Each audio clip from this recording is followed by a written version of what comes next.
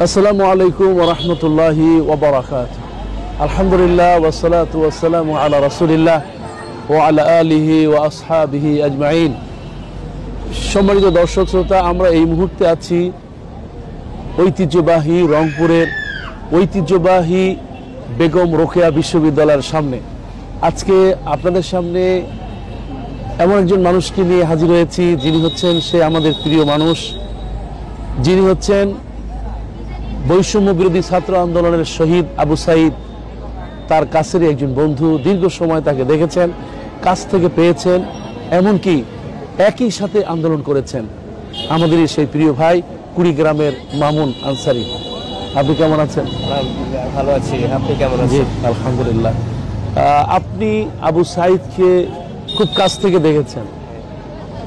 আপনি যখন আন্দোলনে কি একসাথে ছিলেন আপনারা? হ্যাঁ, আমরা একসাথে প্রথম থেকে আন্দোলনে ছিলাম।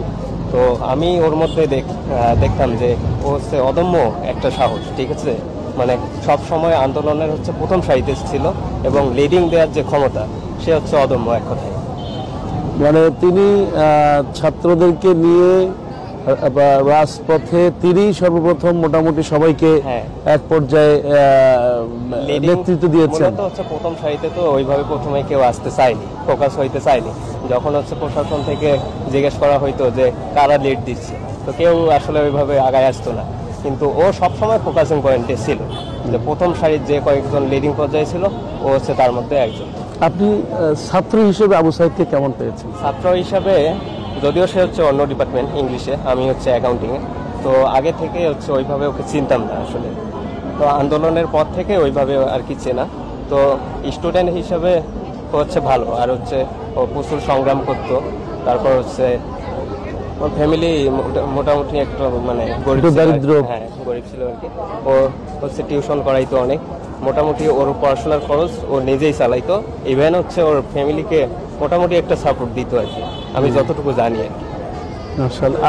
আপনি যে কাছ থেকে দেখেছেন আবু সাঈদ, উনি সবচেয়ে কোন জিনিসটা আপনার বেশি ভালো লাগছে? নামাজ, রোজা, তারপরে শিক্ষকদের সাথে মর্যাদা দেয়া, ছাত্রদের সবাইকে মিলে কোন জিনিসটা আপনার বেশি ভালো লাগতো?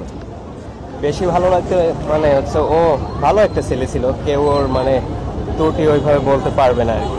ও আমি যতটুকু জানি আর কি, যে ও ধার্মিক, মোটামুটি নামাজ কালাম পড়তো, প্লাস ফ্রেন্ডলি, সবসময় সবার সাথে ফ্রেন্ডলি ভাবে মিশতো, এটুকু।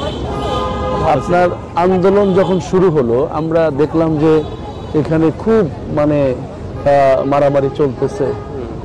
সে এই যে বুকটা পেতে দিল, এই সময় আপনি কোথায় ছিলেন? আমি ওই সময় ইন্টার্নশিপ করতাম, আমাদের ওই সময় ইন্টার্নশিপ ছিল, ঠিক আছে। তো আমি দুপুরে লাঞ্চের টাইমে মোবাইলটা নিয়ে একটু দেখতেছি, দেখার পর তারপর দেখতেছি যে গোলাগুলি চলতেছে আমাদের ক্যাম্পাসের সামনে 1 নম্বর গেটে। তো তারপর আমি ওই মুহূর্তে লাঞ্চ বাদ দিয়ে আমি ডিরেক্ট মেডিকেলে চলে গেলাম, ঠিক আছে। মেডিকেলে চলে যাওয়ার পর তারপর আমার কাছের 2 জন ফ্রেন্ড, ওরা ওই রাবার বুলেট মাথায় লাগছে, পিঠে লাগছে, ওরা মানে একদম দেখি যে গা রক্তাক্ত একদম। তারপর আমি মেডিকেলে চলে গেলাম ওদের কাছে। তারপর একটু পরে শুনি যে ডাক্তার ঘোষণা করলো যে আবু সাঈদ ডেড। হ্যাঁ। তো এই যে ছাত্ররা ছিল, এই ছাত্রদের মধ্যে আপনিও একজন। তো আন্দোলনটা রংপুরে মূলত সফল হওয়ার নেপথ্যে মূল নায়ক ছিলেন এই আবু সাঈদ। আবু সাঈদ কি কোনো সংগঠন বা এমনি ওঠা বসা করতেন কাদের সাথে, আপনার কি জানা আছে?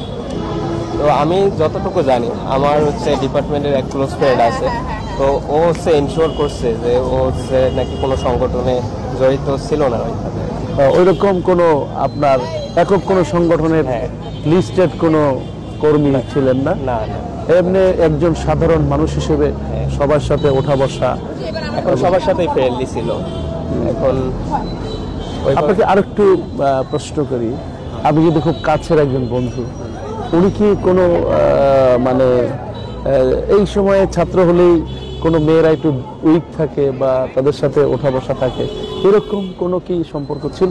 না, আমি যতটুকু জানি না, ছিল না। যেহেতু বন্ধুরাই তো বেশি জানে, ছিল না।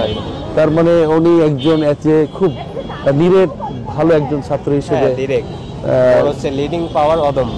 ঠিক আছে, মানুষকে যে লিড করার ক্ষমতা তো এটা সবাই কি ক্লাসেও কি আপনারা অনুভব করেছেন যে ক্লাসের ফ্রেন্ড যারা বা অন্যান্য আদার্স ফ্রেন্ডরা সব সময় লিড দিত, মানে এরকম কি সব সময় দিছে কিনা জানি না, কিন্তু ওর সাথে পরিচয় আমার হচ্ছে এই আন্দোলনের পর থেকে।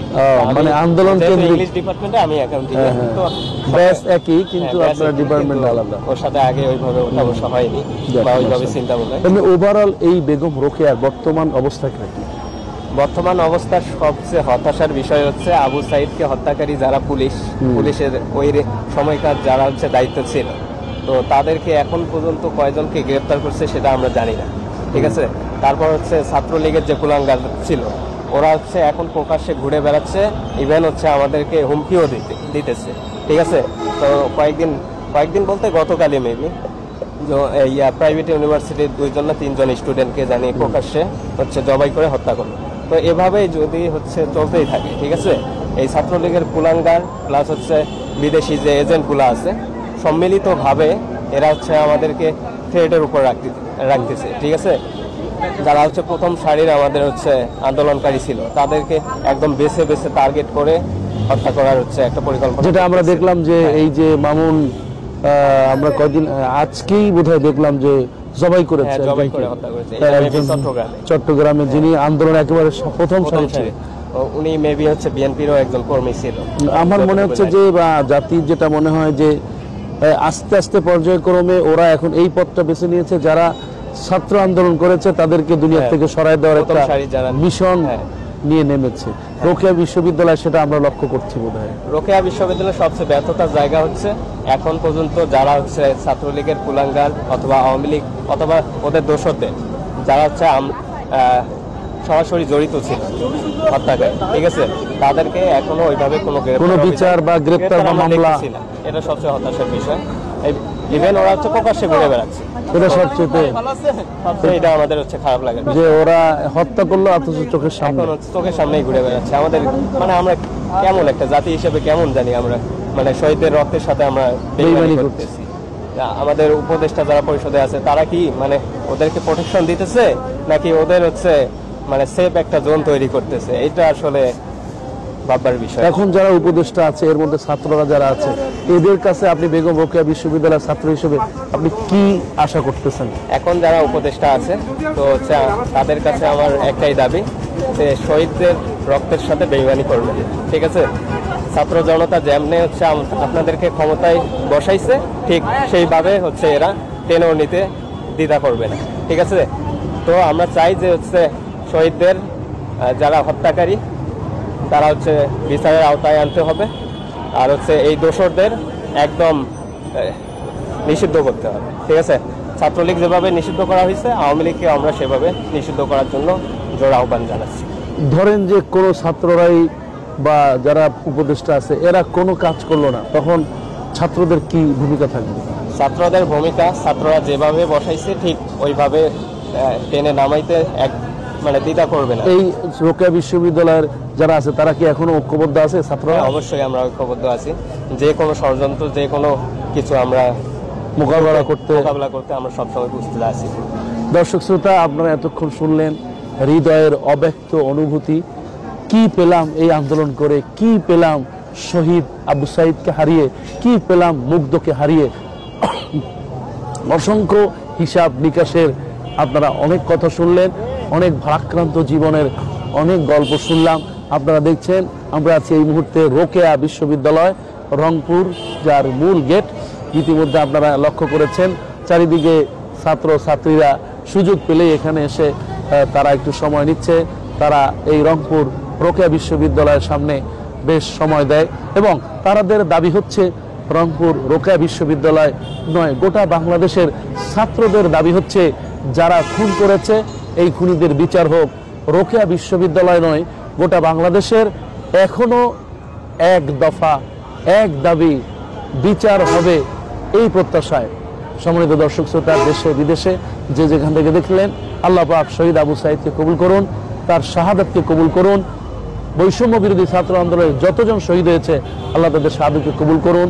শহীদ মুগ্ধ, শহীদ আবু সাইদ, আরো যারা হয়েছেন, যারা আহত হয়েছেন, আল্লাহ তাদেরকে সুস্থ করে দিন, তাদের পরিবারকে ধৈর্য ধারণের তৌফিক দিন। আর আগামীতে যেন সবাই মিলে এই জালেম স্বৈরাচার মুক্ত একটি সুন্দর দেশ এবং পরিবেশ আমরা যেন গঠন করতে পারি।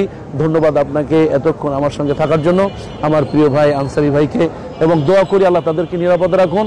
রংপুরবাসী নয়, গোটা বাংলাদেশের সমস্ত ছাত্রদেরকে আল্লাহ নিরাপদে রাখুন। আল্লাহ পাক সবাইকে ভালো রাখুন, সুস্থ রাখুন, সেই প্রত্যাশায় আসসালামু আলাইকুম ওয়া রাহমাতুল্লাহি ওয়া বারাকাতুহু।